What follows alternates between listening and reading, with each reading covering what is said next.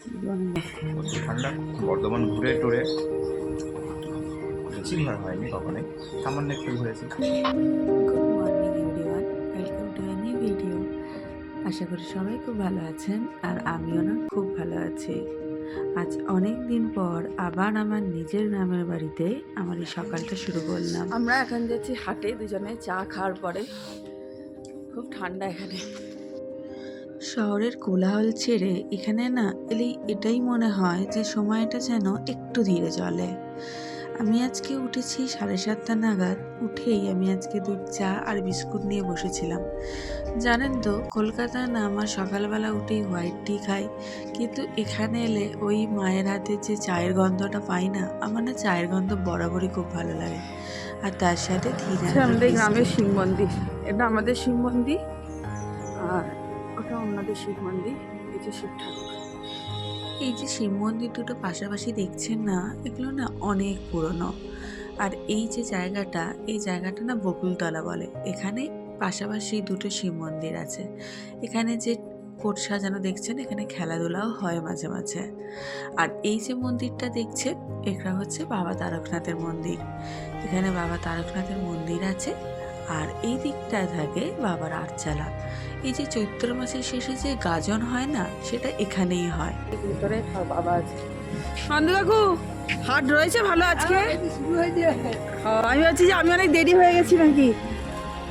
যেহেতু না মন্দিরের দরজাটা এখনো খোলেনি, তাই এই জানলা দিয়েই একটু যতদূর দেখা যায় আমাদের দেখালাম। অন্ধকার ভেতরটা তবু যতটুকু। আর এই যে মন্দিরটা দেখা যাচ্ছে, এটা হচ্ছে আমাদের মা মনসার মন্দির। এই দুটো মন্দির সামনাসামনি আছে। যেহেতু এই জায়গাটা মা মনসার মন্দিরটি আছে, তাই এই জায়গাটা আমরা যখন কাউকে পরিচয় দিই মনসাতলা হিসেবেই বলি। আগে না এই রাস্তাটা পুরোটা মোরামের রাস্তা ছিল, এখন এটা সব এই ঢালাই রাস্তা হয়ে গেছে। জানেন তো, এসেছি 1 সপ্তাহ হতে চললো। জানেন তো, এই গ্রামের রাস্তা দিয়ে বেরোলে না সবাই জিজ্ঞাসা করবেই যে কবে এসেছি, কতদিন আছি। গ্রামের না এই ভালোবাসাটাই খুব অটুট। আর এই যে মন্দিরটা দেখতে পাচ্ছেন, এটা হচ্ছে মুখার্জিদের মন্দির বলে। এখানেও না দুর্গাপুজো হয়। গ্রামের এই যে হাঁটতে হাঁটতে লোকের সাথে গল্প কথা বলা, এই জিনিসগুলোই না গ্রামের আসল সম্পদ। গ্রামে এই সকালগুলি শুরু হয় খুব শান্ত, ধীর, হ্যাঁ, ভালো আছো? আপন অনুভূতিতে ভরা। গ্রামের বাড়িতে ফিরে এলে না ঠিক আমার এমনটাই অনুভূতি হয়, জানেন তো। এই যে গ্রামের মানুষের সাথে ছোট ছোট কথা বলা, এগুলোই তো কত আলাদা আনন্দ দেয় বলুন। আর এই যে একে অপরকে চেনে, সবাই খোঁজ খবর নেয়, এটাও কিন্তু গ্রামের একটা সৌন্দর্য। আর এই যে মন্দিরটা দেখতে পাচ্ছেন, এটা ঠিক মন্দির নয়, এটা একটা রেলিং ঘেরা। বাট এখানে আমরা মা রক্ষাকালী বলি, যিনি আমাদের সর্বদা রক্ষা করেন।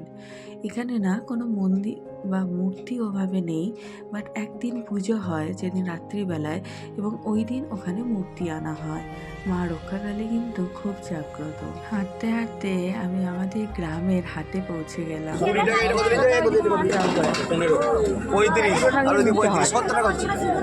কত হয়েছে? আমার কত হয়েছে? কি করে 70 হলো? 20 টাকা, 35 টাকা। ওটা আমি 30 টাকা দেবো তোমার। হবে না, দিয়ে দাও 65 টাকা নাও। না কম হবে না। কুমড়ো কত করে? পুরো 20 টাকা কিলো। এই তোরা কি কি বাজার করেছিস রে? অনেক কিছু বাজার করেছিস তো। এখনো করবি? কিসে পড়িস তোরা? তুই 11-এ পড়িস? তোকে তো দেখে আমার 5-6 মনে হচ্ছে। দেখো তো, এখন তো 500। তোরা সবাই কি এই টাকাটা চেঞ্জ করো? এই টাকাটা কেউ নেবে না। তোরা সবাই ও তো ছোট, তুইও 11-এ পড়িস?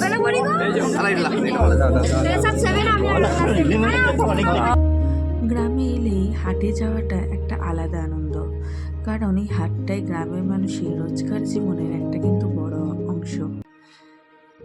কারণ এই চারপাশে অনেক মানুষ, খুব প্রাণচঞ্চল একটা পরিবেশ, জানেন তো। সকালের হাট মানেই না একটা আলাদা রং। দেখুন কত টাটকা পালং শাক, লাল শাক, বেগুন, আলু, পটল সব কিছু না একদম ফ্রেশ এখানে। অ্যাকচুয়ালি চাষিরা না নিজেদের ক্ষেত থেকেই এখানে সবজিগুলো তুলে এনেছে।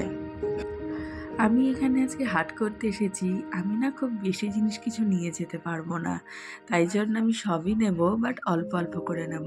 মাকে আমি সেভাবেই জিজ্ঞাসা করে এসেছি।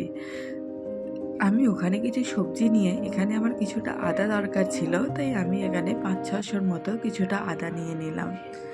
গ্রামের হাট মানেই না শুধুমাত্র জিনিসপত্র কিনতে আসা, এটা কিন্তু নয়। এখানে না মানুষের সাথে মানুষের দেখা হওয়ার জায়গা, কত গল্প করা, খবর নেওয়া। এই হাটটি না আমাদের গ্রামে দুদিনই বসে, একটা হচ্ছে বৃহস্পতিবার আর একটা হচ্ছে কি রবিবার। শাক গো এটা? শীতকালে হয় না, সজনে ফুলের কাজ। সবজিগুলো একটু দেখে যেন মনে হচ্ছে না যে সবই নিয়ে নিই, এত টাটকা। এখানে অনেক সবজি এখানে এনাদের বাড়িতে হয়, যারা এখানে হাটে বিক্রি করে। আর এই হাটটা না আমার বাড়িতে আমার ভাই নাহলে আমাদের বাড়িতে যে কাজ করে সব সময়ের জন্য, তো সেই পিসি নাহলে আমার ভাই করে। কিন্তু আমি যখন আসি না, আমি না কাউকে করতে দিই না, কারণ আমার এই হাটে আসাটা খুবই ভালো লাগে। আর জানেন তো, আর হাট মানে না এখানে শুধু বাজার করা হয় না, এখানে মানুষ একে অপরের খোঁজ নেয়। কেউ জানতে চায় কেমন ফসল হলো, কেউ বা জানতে চায় ছেলে কেমন আছে। বা এটাই ধরে নিন, আমি যখন যাই না আমাকে সবাই জিজ্ঞাসা করে প্রায়, কবে এসেছি, কতদিন থাকবি, সবাই কেমন আছে। হয়তো এগুলো জিজ্ঞাসা করার কোনো প্রয়োজন পড়ে না, বা আমাদের শহরে তো সেগুলো হয়ই না জিজ্ঞাসা, বাট গ্রামে কিন্তু এগুলো আপনাকে জিজ্ঞাসা করবেই। কত করে? মানে 20 টাকা বলছো, তুমি 25 টাকা বলছো? ওখান থেকে কিছুটা শিম, ধনেপাতা, বিনস এগুলো নেওয়ার পর আমাকে না কুমড়ো কিনতেই হতো। আর এখানে কুমড়োর দোকানে কুমড়োগুলো বেশ টাটকা ছিল একদম। তো আমাকে বললো এই কুমড়োটাই নিতে। আর কিছুটা গাজরও নেওয়া ছিল, এগুলো নাকি ওর নিজের খেতে হয়েছে, তাই বললো গাজরটা একদম দেশি গাজর, খুব ভালো লাগবে। আর একে যাকে দেখছো এ হচ্ছে ডলিদি, আমরা বলি ডলিদি নামে। অ্যাকচুয়ালি আমাদের ঠাকুমা হয়, কিন্তু আমরা দিদি হিসেবেই বলি। ইনি হচ্ছে আমার দাদুর মামাতো বোন, এখানেই থাকেন, আমাদের সাথে প্রচণ্ড ভালোবাসার সম্পর্ক। আমাদের বাড়ির কোনো অনুষ্ঠানে এই ডলিদি ছাড়া সম্পূর্ণ হয় না, কারণ এত নিয়ম কানুন ডলিদি ছাড়া কেউই জানে না। আর সাহেব না এখানে এসে হাট আসতে প্রচণ্ড পছন্দ করে। ও না ওখানে একদমই সময় পায় না, সময় পেলেও সেটা করে না, কারণ আঙ্কেলই সমস্ত বাজারঘাট করে। আর এখানে এসে তাই ও নিজের মতো করে বেছে বেছে জিনিস নিতে খুব পছন্দ করে। তুমি ওই মাছটা দিয়েছো, ওই মাছটা না আছে, ওটাই আমার আজকে শেষ হতে লাগবে। তাই মাকে বলেছিলাম আজকে বলো না মাছ। আমাদের না গ্রামের বাড়িতে অনেক পুকুর আছে, আর আমাদের সেখান থেকেই মাছ পাওয়া যায়। তাই জন্য আমাদের মাছ যে খুব কিনতে হয় এটা নয়, আর যখন আমাদের কিনতে হয় তখন আমরা এই কাকুর কাছ থেকেই মাছ নিই, কারণ সব সময় তো পুকুরে মাছ ধরা হয় না। পুকুরে মাছ ধরা হয় এই যে পূজা হয় বা কোনো অনুষ্ঠান হয় গ্রামে, সেই সব ক্ষেত্রে। কিন্তু কিছু সময় আমরা এর থেকেই মাছ নিই, একে আমরা বলে দিই, ও আমাদের বাড়িতে মাছ দিয়ে যায়। আর আমি এখানে গিয়েছিলাম মাছ দেখতে, তো যখন গেলাম আমাকে বলছিল কি কি বড় মাছ আছে। এখন এই ভিডিওটা এখানেই শেষ করলাম। কেমন লাগলো সেটা অবশ্যই কমেন্টে জানাবেন।